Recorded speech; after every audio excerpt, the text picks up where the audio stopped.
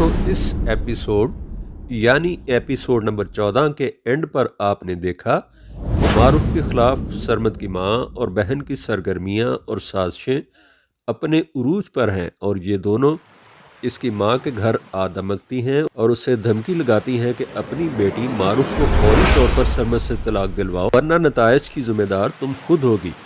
अगले एपिसोड में आप देखेंगे कि मारूफ की माँ सरमद के घर आकर सरमद को उनकी ये बात खुद बताएगी।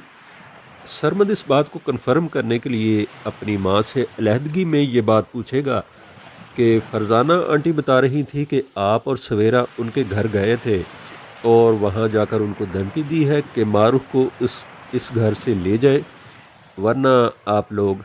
लेकिन साजिशों पर तुली सरमद की माँ साफ मुकर जाएगी कि हाय अस्तगफार, तौबा तौबा, इतनी झूठी औरत है वो। हमारा दिमाग ख़राब हो गया है जो उस औरत की बातों में आकर अपनी माँ से सवाल जवाब कर रहे हो।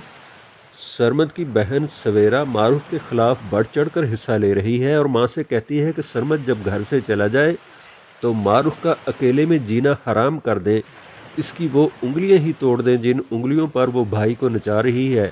माँ भी हाँक में हाँ मिलाती है कि वो जोरू का गुलाम बन के रह गया है। सरमद की माँ मारूफ से कहती है कि खुद ही इस घर से चली जाओ वरना जो कोमल का हाल किया था वही तुम्हारा करेंगे।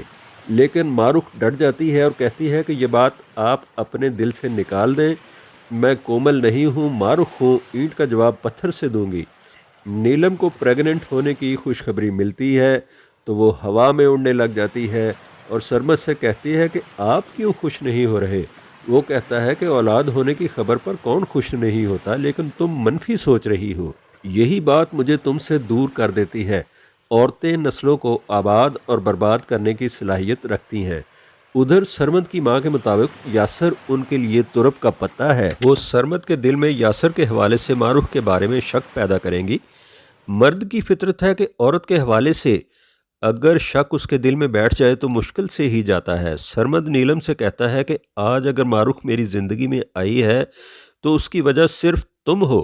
नीलम कहती है कि अपनी मोहब्बत को धोखा देकर आई है, आपसे क्या वफा करेगी वो। एक तरफ यासर मारूफ को फ़ोन करके उससे बदला लेने की बात करता है तो दूसरी तरफ सवेरा और सुख के घर पहुंचकर धमकाती हैं कि अपनी बेटी को तलाक दिलवा लो वरना नतायज की ज़िम्मेदार तुम खुद होगी। तो दोस्तों, हम उम्मीद करते हैं कि आपको हमारी ये वीडियो पसंद आई होगी। इस वीडियो को लाइक कीजिए और हमारे चैनल को सब्सक्राइब कीजिए। शुक्रिया। अल्लाह हाफिज़।